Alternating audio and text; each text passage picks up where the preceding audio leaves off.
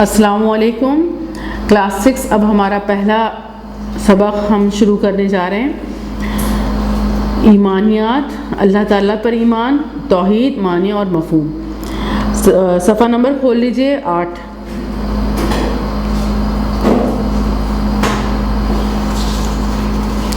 کھول لیا؟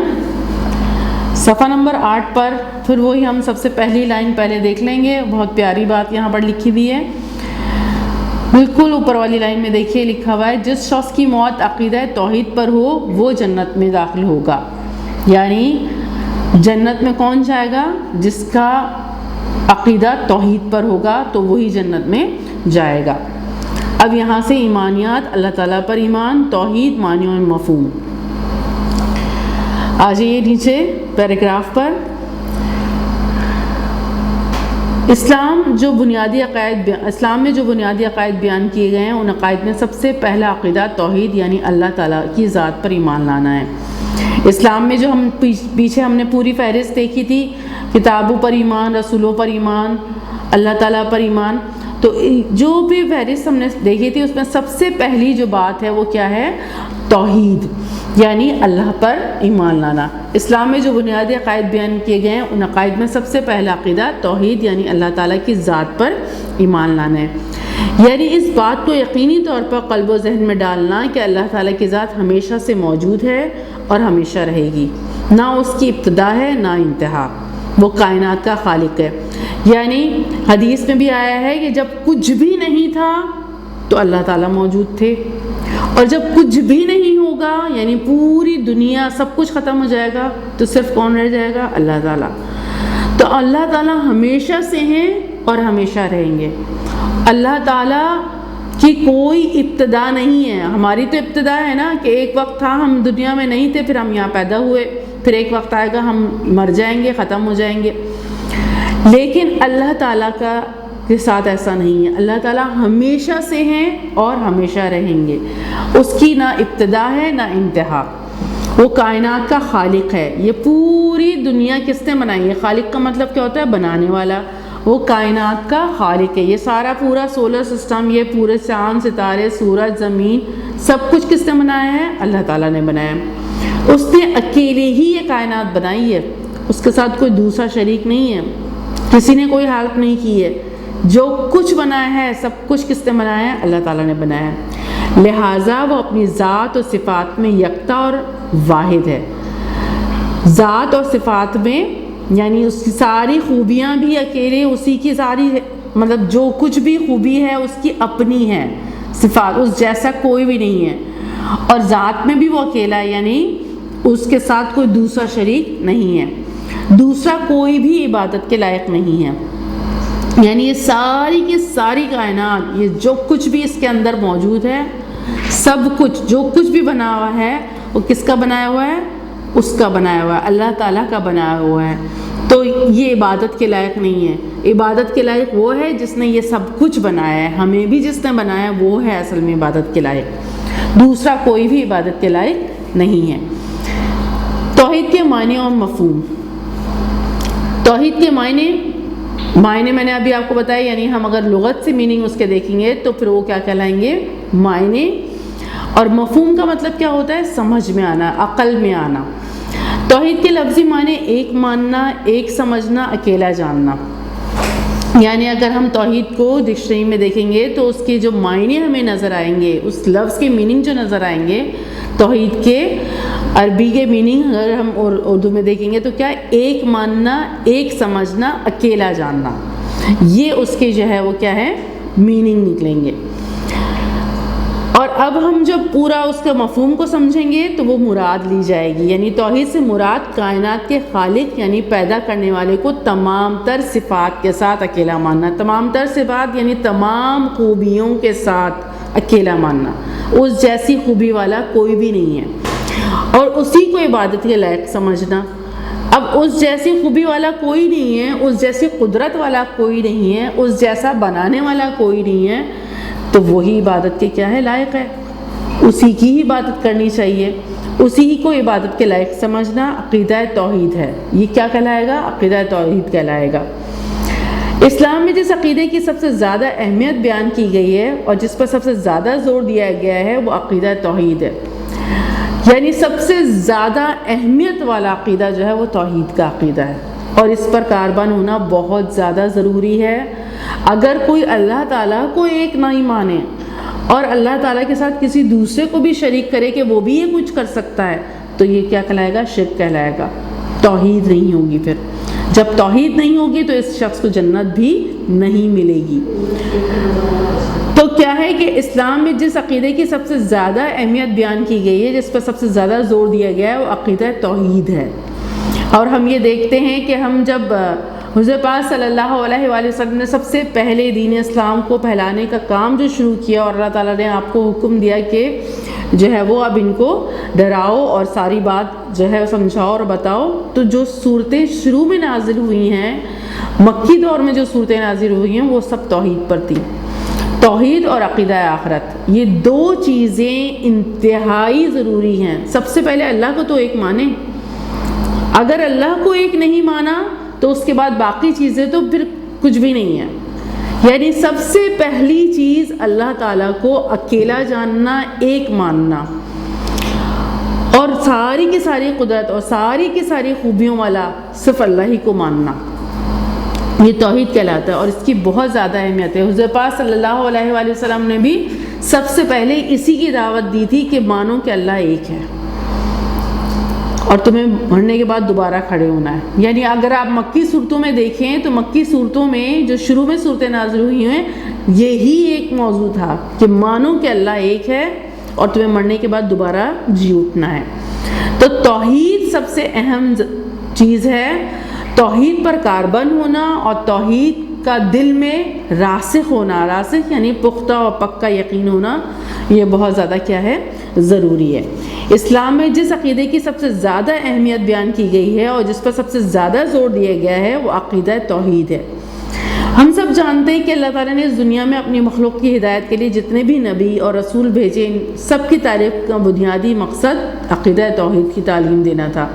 یعنی جتنے بھی پیغمبر آئے ہیں حضرت آدم علیہ السلام سے لے کر حضور پاک صلی اللہ علیہ وآلہ وسلم تک، سب نے جو سب سے پہلا پیغام دیا ہے وہ یہی دیا ہے کہ ایک اللہ کو مانو، یعنی ساری قدرتوں، ساری طاقتوں اور ساری کی ساری خوبیوں میں ایک اللہ واحد کو ماننا، اس جیسا کوئی بھی نہیں ہے۔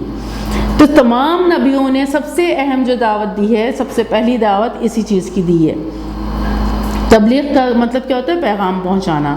تو سارے نبیوں نے سب سے پہلا پیغام کیا پہنچایا ہے؟ یہی پیغام سب سے پہلا جو ہے وہ دیا ہے۔ آخری آسمانی کتاب قرآن پاک میں جگہ جگہ اس عقیدے کا تذکرہ کیا گیا ہے۔ اس کی خاص وضاحت قرآن پاک کی سورہ اخلاص میں تفصیل سے بیان کی گئی ہے۔ سورہ اخلاص کون سی سورت ہے؟ قل هو اللہ احد۔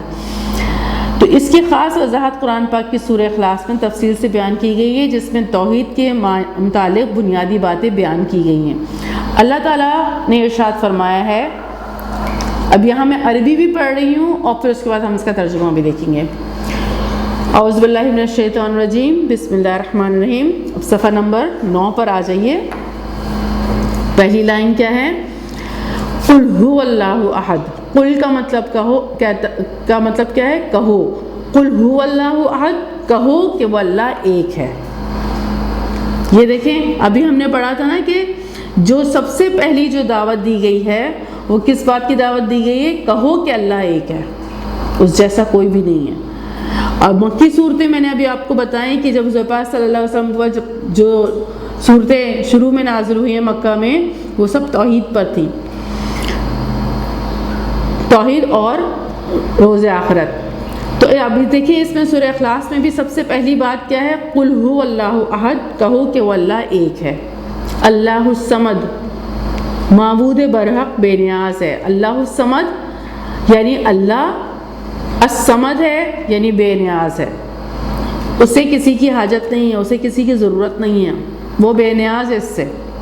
ہمیں اس کی ضرورت ہے، اسے ہماری ضرورت نہیں ہے۔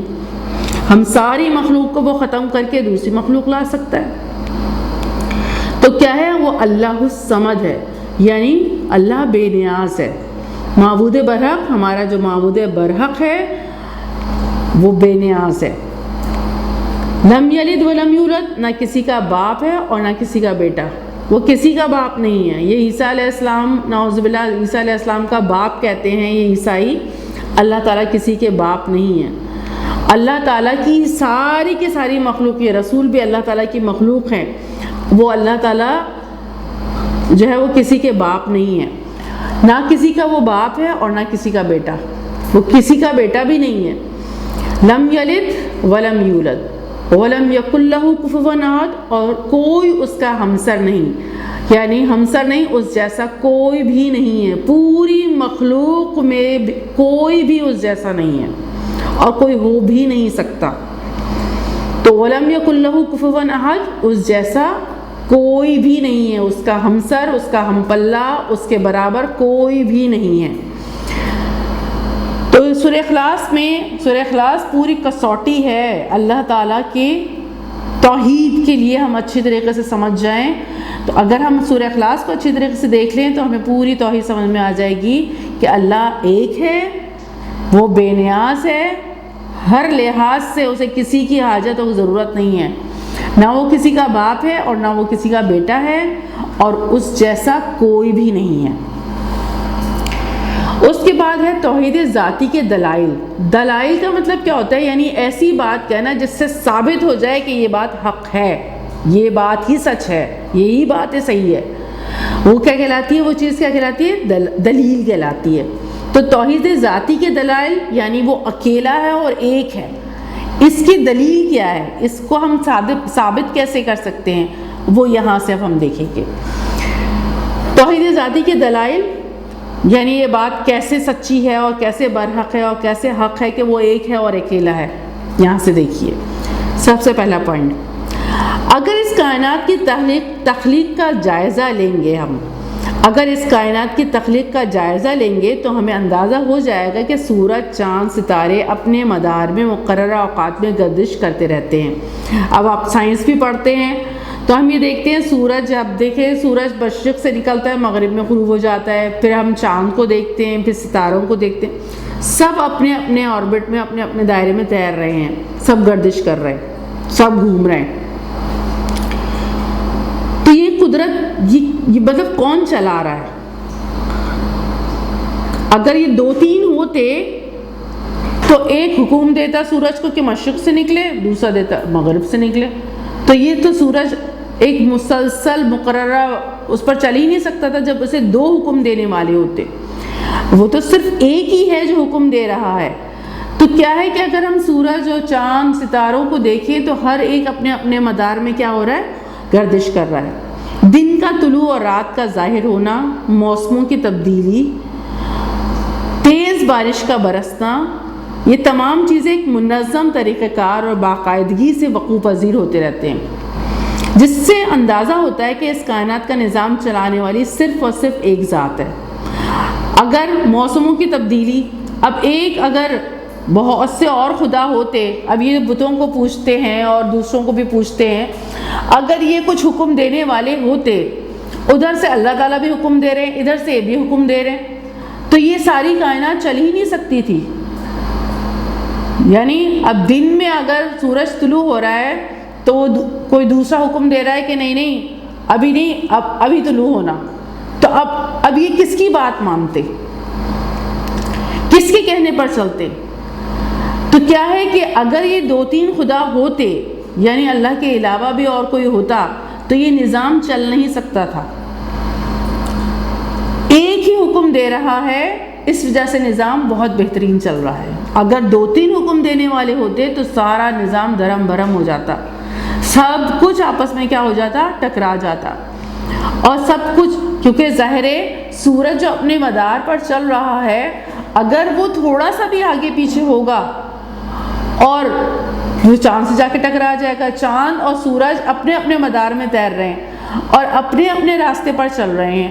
اگر دوسرے کوئی حکم دینے والے ہوتے، موسموں کی تبدیلی، بارش کا ہونا، ہر چیز منظم طریقے سے چل رہی ہے، اگر تین چار حکم دینے والے ہوتے تو یہ نظام اس انداز سے چل ہی نہیں سکتا تھا۔ آپ خود سوچئے کہ فار ایگزامپل آپ کی جو پرنسپل ہیں وہ ایک ہیں. اگر 2 پرنسپل ہو جائیں کسی بھی اسکول کی، ایک حکم دے کہ ایسے کرو، دوسرے کہ ایسے کرو، تو لوگ کیا ہو جائیں گے؟ پریشان ہو جائیں گے، وہ ادارہ نہیں چل سکے گا. اسی طریقے سے یہ پوری کائنات میں اگر 3-4 ہوتے تو یہ تو چل ہی نہیں سکتا تھا. 2 بھی ہوتے تو یہ چل ہی نہیں سکتا تھا نظام. جب کوئی بھی چھوٹی سی چیز مثلا سوئی وغیرہ اس دنیا میں بغیر بنانے والے کسی کاریگر کے موجود نہیں ہو سکتی، تو یہ پوری کائنات بغیر کسی کاریگر اور بنانے والے کی کیسے موجود ہو سکتی ہے؟ ایک بات تو یہ آپ کو نظام کی سمجھ میں آ گئی کہ نظام صرف ایک حکم کے تحت چل رہا ہے،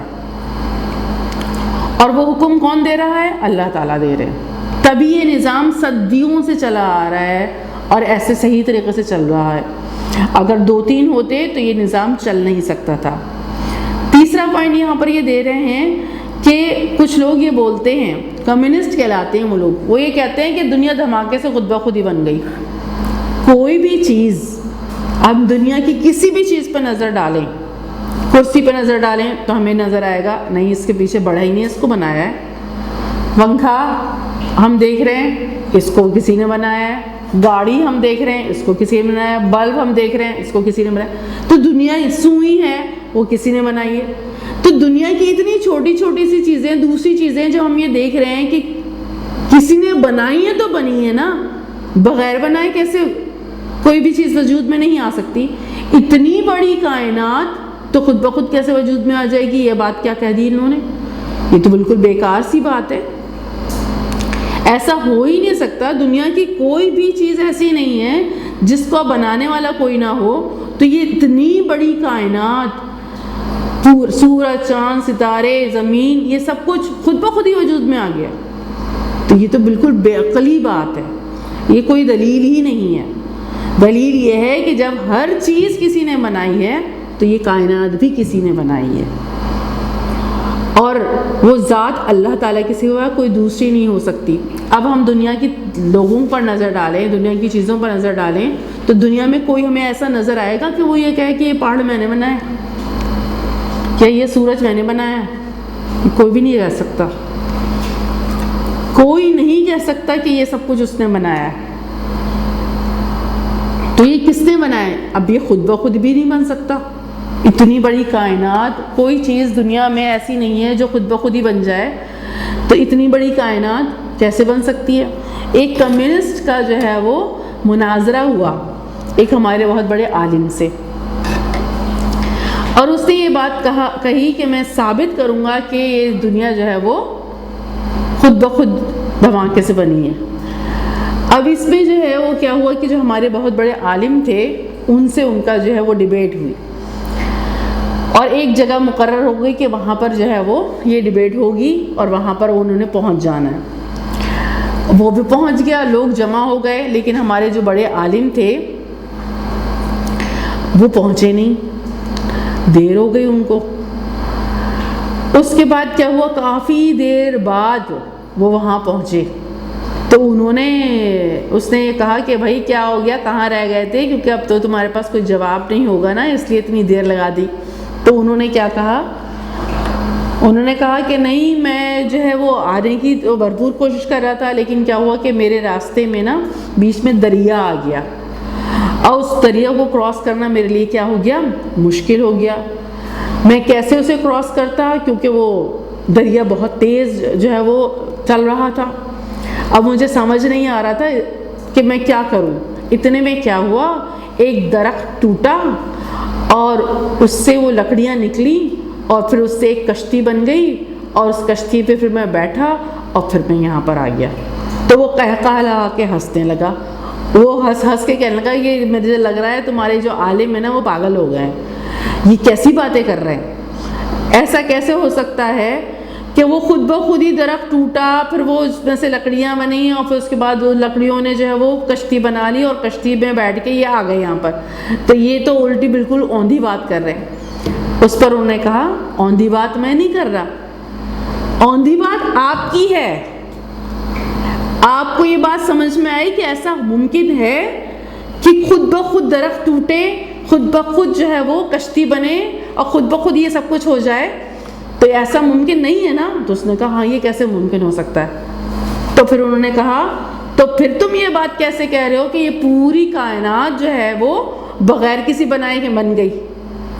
اور اس کے پاس کوئی جواب نہیں تھا، اور لوگوں نے تالیاں پیٹ دی کہ ہمارے بڑے عالم نے کتنا زبردست جواب دیا، اور اس کے پاس کوئی جواب نہیں تھا، اس کمیونسٹ کے پاس، اس دہریے کے پاس کوئی جواب نہیں تھا، اور وہ اپنا سا منہ لٹکا کے رہ گیا۔ اور واقعی ایسا ہے کہ ہم پوری دنیا کو دیکھیں تو کوئی بھی چیز ایسا نہیں ہے کہ خود بخود ہی بن جائے۔ تو جب کوئی چیز خود بخود بن نہیں سکتی تو اتنی بڑی کائنات کیسے خود بخود بنے گی؟ ذرا عقل سے کام لیں۔ تو کیا ہے کہ اللہ تعالیٰ ہی ہے جس نے پوری کائنات کو کیا کیا ہے؟ بنایا ہے، اور اسی کے کہنے کے مطابق یہ کائنات کیا ہے ہو رہی ہے؟ چل رہی ہے۔